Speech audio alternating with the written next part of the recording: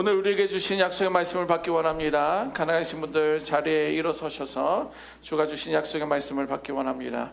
오늘 말씀은 스가랴 9장 9절입니다. 한 목소리를 읽습니다. 시작. 시온에 따라 크게 기뻐할지어다. 예루살렘에 따라 즐거이 부를지어다. 보라, 내 왕이 내게 임하시나니 그는 공의로우시며 구원을 베푸시며 겸손하여서 나귀를 타시나니 나귀의 작은 것 곧 나귀 새끼니라. 아멘. 하나님께서 우리에게 주신 약속의 말씀입니다. 자리에 앉으시겠습니다. 자, 오늘은 후유와 시리즈 8번째 주제는 험불입니다. 오늘 우리는 스가랴 선지자의 짧은 외침 속에서 한 절을 읽었지만 이 짧은 외침 속에서 놀라운 약속을 바라보게 됩니다. 뭐라고 합니까? 시온에 따라 이렇게 부르고 있습니다. 시온에 따라 크게 기뻐할지어다. 보라, 내 왕이 너에게 임하였다. 이렇게 말씀해주고 있어요. 여기서 하나님은 우리에게 왕이 임하실 것을 말씀해주고 있습니다. 왕을 위하여 너희는 무엇을 준비해라. 너희는 무엇을 이루어라. 너희가 왕을 만나는데 빈손으로 갈 수 있느냐? 성경은 이렇게 이야기하지 않았습니다. 단지 보라, 봐라 이렇게 말을 하고 있어요. 왕을 바라보라고 이렇게 말하고 있습니다. 자, 그러면 여기서 등장하고 있는 왕은 어떠한 모습을 하고 있는데 우리들로 하여금 왕이 오는데 그 왕을 봐라 라고만 하고 있느냐는 거예요. 여러분들이 기다리고 계시는 왕이 계십니까? 그 왕은 어떤 모습, 어떤 왕을 여러분들은 기다리고 있습니까? 여러분들의 삶을 강제로 바꿔줄, 좀 내가 제대로 된 삶을 살아갈 수 있도록 나를 바꿔줄 그런 왕을 혹시 기다리고 계십니까? 아니면 여러분들의 문제를 단번에 해결해줄 해결책이 있는 그러한 왕을 여러분들은 기다리고 계십니까? 아니면 내가 원하는 방향으로 움직여줄 그런 왕을 기다리고 계십니까? 그러나 그 왕은요, 우리가 봐야 할, 바라보는 그 왕은요, 세상이 기대하는 그런 왕이 결코 아닙니다. 그는 군마를 타고 위험 있게 등장하는 그런 왕의 모습도 아니고요, 또 권력을 움켜쥔 왕의 그러한 모습도 아니었습니다. 그러나 성경이 우리에게 소개해 줄 그 왕은요, 여러분들의 삶을 대신 살아주는 그런 왕이 아니라 여러분들 스스로 일어날 수 있도록 여러분들 곁에서 묵묵히 동행하시는 왕을 바라보라 이렇게 말씀해 주고 있습니다. 그분은 누구일까요? 예수님. 예수님은 나귀를 타고 오시는 왕의 모습으로 우리에게 비춰지고 있습니다. 이렇게 우리가 보고 있는 왕은 힘을 자랑하지도 않고 자신을 드러내지도 않는 그런 왕의 모습이에요. 오히려 초라하죠. 우리도 뭐 그런 영화, 배너 같은 영화 보면 백마를 타고서 왕이 막 이렇게 등장하고 뒤에 막 마차들 따라오고 막 군인들 따라오고 그러면 많은 사람들이 막 그의 위엄에 환호를 지르는데, 너는 봐라, 왕을 봐라 라고 하는데 그는 성경은 나귀도 아니라 나귀 새끼예요. 아니, 하나님도 무심하시지 나귀도 힘들 텐데 왜 나귀 새끼를 타고 등장하냐 이렇게 생각할 수 있는데, 너무도 우리의 기대와는 달리 초라한 모습으로 들어오고 있습니다. 왜 예수님은 이러한 모습으로 오셨을까요?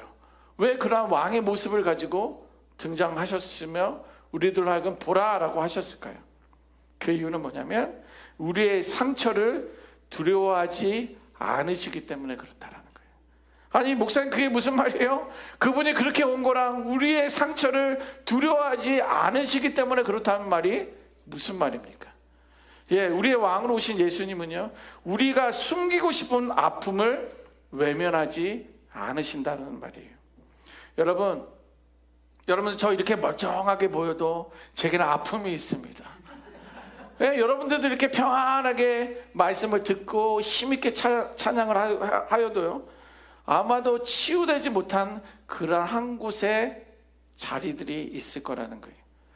겉으로는 웃고 있으나 마음속으로는 속상하고 안타깝고 여전히 짐이 되는 그러한 자리들이 여러 모양으로 다양하게 있다라는 거예요.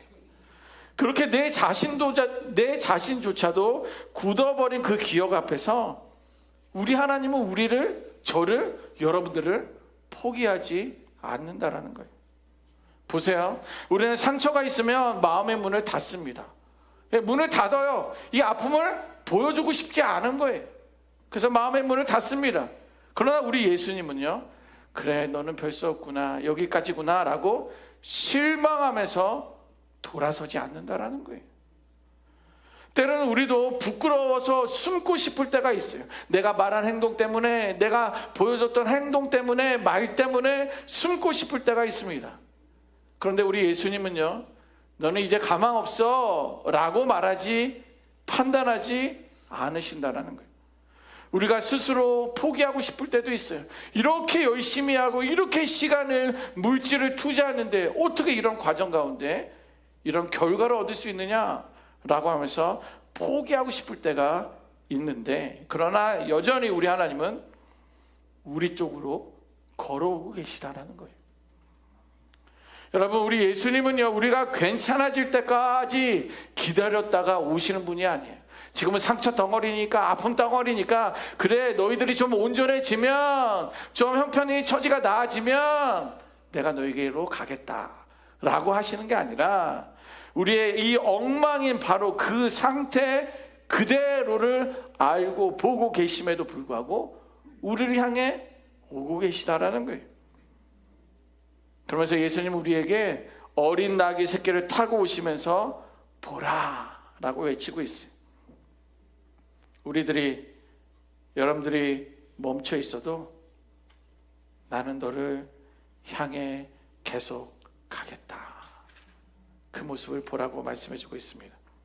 이렇게 우리의 상처를 두려워하지 않고 우리에게 다가오시는 분이 바로 예수 그리스도입니다. 두 번째는요, 우리를 얻기 위해서, 우리를 예수님의 편으로 만들기 위하여 낮아짐이 필요하다고 여기셨기 때문에 나귀 새끼를 타고 등장하셨어요.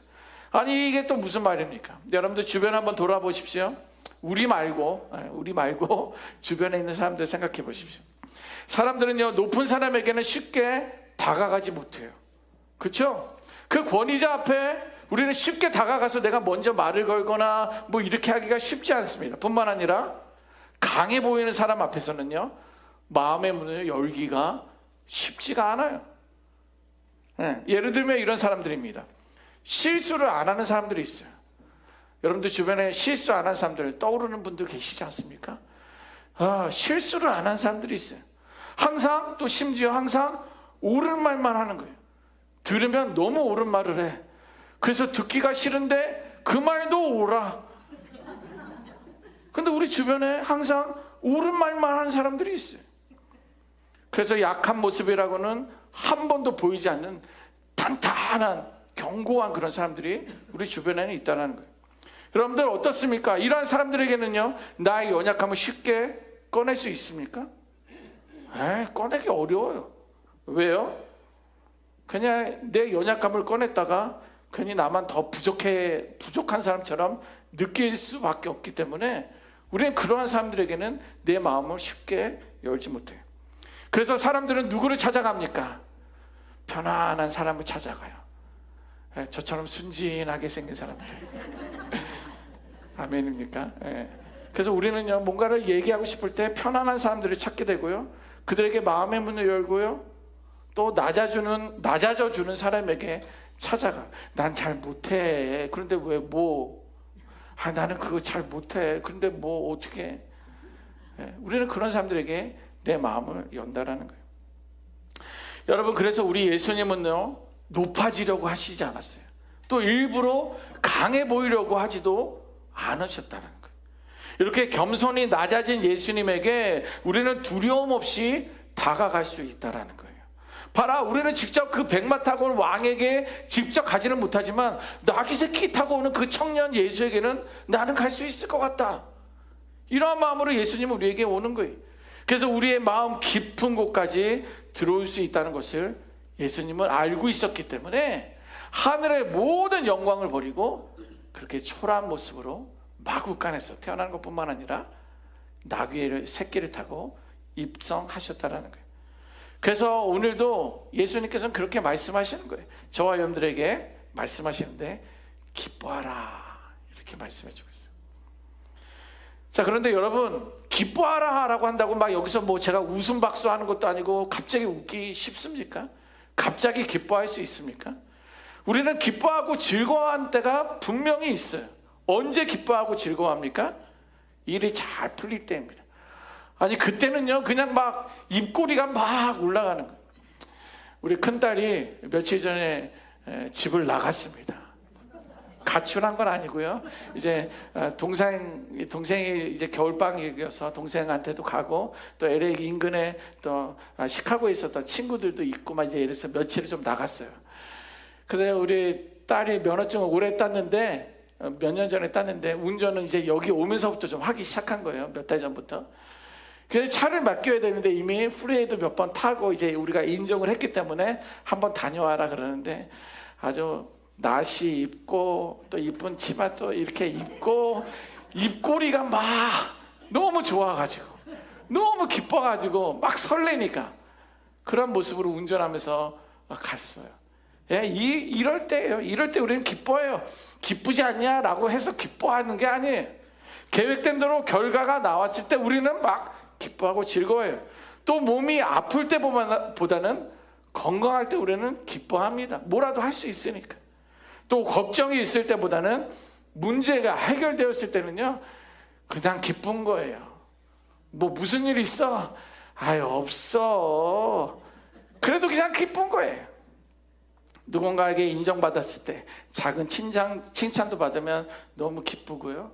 또 수고한 대가를 받았을 때도 우리는 기뻐하고 즐거워하는 거예요.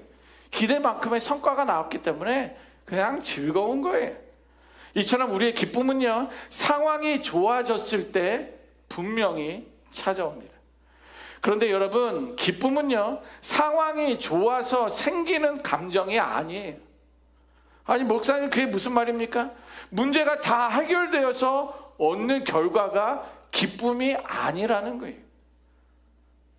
그럼 뭐가 기뻐야 되는 거예요? 뭘 기뻐해야 됩니까? 예, 여러분들의 우리의 기쁨은요 나 같은 사람에게도 예수님이 여전히 다가오고 있다는 그 사실로 기뻐할 수 있는 우리가 되어야 될 줄 믿습니다. 아무리 상황이 좋아서 풀려서 기뻐하면요 그때뿐이에요. 그러나 내에 있는 이 모습 속에서도 연약한 육신이지만 잘 풀리지 않는 답답한 상황 속에서도 여전히 나를 바라보고 나를 바라봐라 기뻐하라 라고 하시는 그분을 만날 때 우리는 기뻐할 수 있는 거예요. 왜? 나도 나를 포기했는데 하나님은 여러분들을 절대 포기하지 않기 때문입니다. 그래서 우리는요 오늘도 기뻐할 수 있는 거예요. 내 삶이 아직 완성되지 않았어도 예수님의 발걸음이 지금 나를 향해 오는 것이 멈추지 않았기 때문에 기뻐할 수 있는 거예요. 우리의 기쁨은 상황 때문에 기뻐하는 것이 아니라 우리에게 오시는 그 겸손의 왕 예수님 때문에 기뻐할 수 있는 거예요. 여러분, 우리의 삶에 지금 필요한 것은 더 큰 힘도 더 큰 자리도 결코 아닙니다. 오직 우리는 겸손에 오시는 왕을 바라볼 수 있는 그 눈이 떠져야 되고 그 예수님을 바라볼 수 있어야 될 줄 믿습니다. 그 왕이 오실 때 우리는 다시 기뻐할 수 있어요. 다시 우리는 소망할 수 있고요. 그리고 다시 우리는 일어설 수 있습니다. 이렇게 눈을 들어 겸손히 오시는 그 왕의 모습을 보시기를 바랍니다. 그렇게 오늘도 우리는 겸손한 왕 앞에서 우리의 마음의 문을 여시고 또 우리의 삶을 내려놓고 왕을 맞이하는 은혜가 우리 모두에게 임하시기를 주님의 이름으로 축원합니다. 아멘. 잠깐 기도하겠습니다.